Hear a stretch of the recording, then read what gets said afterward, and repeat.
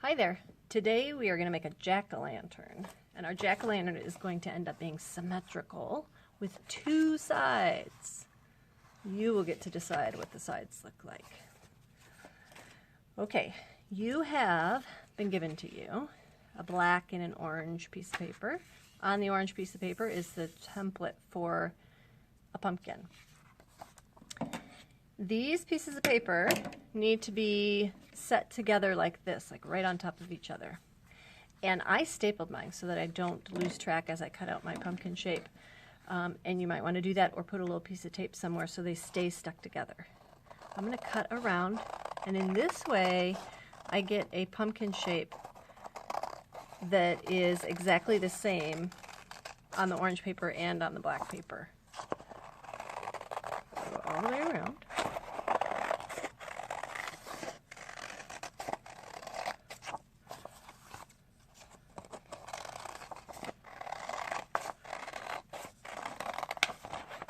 You can decide which is the top and the bottom. They look very similar. When I get to that, I am not going to crunch up my scraps. You're going to use those, so just set them aside. Okay? These should be exactly the same. Okay? They're the same shape and size. One of them we're going to cut in half, and I'm going to choose to cut in half my black one. So in order to make sure I cut it really in half, I'm going to fold it in half. And then I'm going to cut it in half. Okay. And one of the black pieces is going to go on one side, and the other is going to go on the other side. Okay? So I have to determine which way this will go where it will fit exactly so that it's not like sticking off. I want it to fit exactly. I'm going to put some glue from a glue stick or a glue bottle will work fine. And I want it to be lined up. Do not try to trim it. There's going to be one side where it fits exactly. And I'm just going to lay it on there. Okay. Remember, not trimming it at all, because then you'd mess up the other side. Then I have an orange and a black side on this side. I'm going to flip it over, and I'm going to figure out where my orange piece will fit nice and neat here. And glue that one down. Not having to trim any of my paper off, keeping my pumpkin the same size. So now my two sides look the same. I have black and an orange and black, okay? And it's okay if the two black pieces end up on the same side, as long as on one side you have black and orange, on the other side you have black and orange, okay? So the next part is to use your scraps to create the features on your jack-o'-lantern's face. Okay, now we want them to be the same on both sides, except on this side it's going to use orange and on this side black, so that it will show up, because if you put black on black you can't see it, right?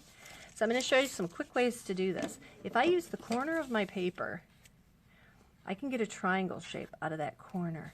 So I'm going to cut this across. All right. I have both. That was both my black and my orange paper put together. I undo it this way like a sandwich, and I have two triangles that are exactly the same, but I want to glue them on the opposite sides like that. Okay. I want them to mirror each other, which means then they're like symmetrical. I'm going to kind of put them on a little bit of an angle. This way, if my pumpkin, this is still symmetrical, because if my pumpkin were folded in half, it would match on both sides. Even though the colors are different, it's still symmetrical. Okay. Now, the nose and the smile or frown are a little bit tricky.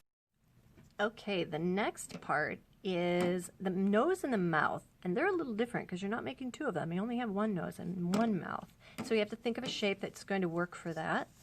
And I see on my scraps these curves in my paper, and I'm going to cut from those curves. I'm going to cut one curve that will end up looking a bit like a smile. Okay,